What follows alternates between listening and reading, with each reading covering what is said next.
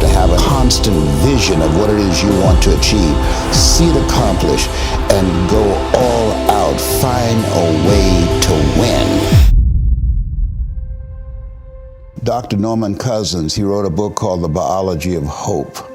And he talked about the fact that when something happens to you, you don't deny it, you defy it. And I was defiant that I'm going to beat this, I'm going to handle this. That there are people who many times when something happens to them, that they embrace it from a place of fear and it takes them out. And L.C. Robinson said, things may happen to you and things may happen around you, but the most important things are the things that happen in you. And you have to stand up inside yourself and deal with it and handle it. Get out from under the labels. And the most difficult thing I've ever done was to believe that I can do it. When you don't know what's impacting you, and it's something that's holding you down and you're not aware of it. You live in a dominant culture that is designed to destroy your sense of self and your belief in yourself, and you have to learn ways in which you can begin to connect with this power that you have within yourself to handle where you are. The key is to be constantly in a perpetual process of discovering the truth of who you are and fighting constantly to look for ways in which you can escape the inner conversation, because how people live their lives is a result of the story they believe about themselves. So that's an ongoing process, constantly interrupting that conversation, what psychologists call your self-explanatory style, because life is going to beat up on you in so many ways, and many things, they come back, negative thoughts and how you feel about yourself, they don't die.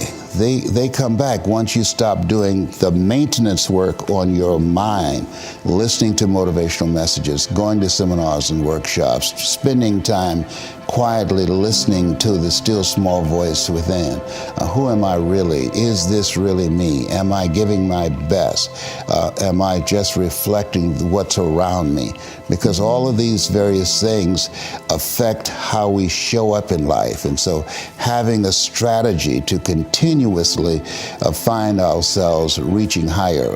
Robert Schuller had a book, is not very popular, but I loved it. It's called Peak to Peak, U-P-E-A-K to P-E-E-K, because you're constantly reaching higher to find out and discover your better self. Richard Wright said it best. He said, the impulse to dream has slowly been beaten out of me through the experiences of life.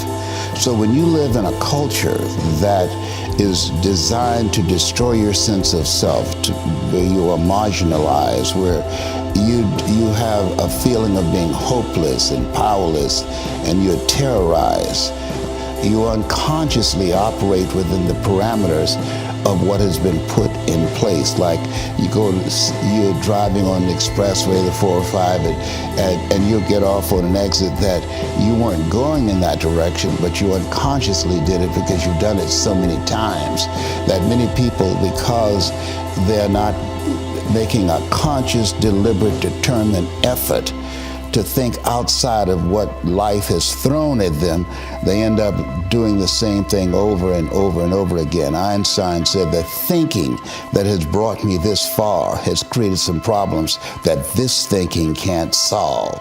And so through relationships, through reading, through studies, through goals and dreams beyond your comfort zone, it allows you to begin to live out of your imagination as opposed to out of your history. Disney said, the imagination is a preview of what's to come. I believe that all of us have a responsibility that we want to live a life that will outlive us.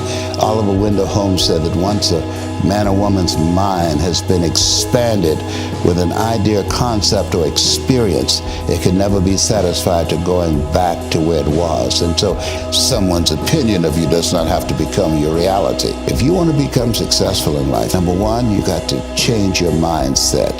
He said, you don't get in life what you want, you get in life what you are. Number two, practice OQP, only quality people. Develop your communication skills, because once you open your mouth, you tell the world who you are. Those are three major things that you want to work on that will liberate you. It will help to escape out of where you are right now, because I see you watching me and I know you want more. I can see the hunger.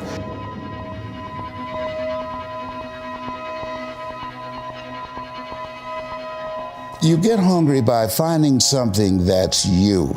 I believe that all of us are born unique, but most of us die copies. You got to find out what is it that turns you on, what resonates with you. The key to that hunger-driven life is a heart-centered life. I didn't do what I'm doing for years because of my programming, because of the culture in which I was raised in. I would see other people with degrees and PhDs and MBAs and credentials I don't have, and I convinced myself I couldn't do it. Not only someone's opinion of you does not have to determine your reality.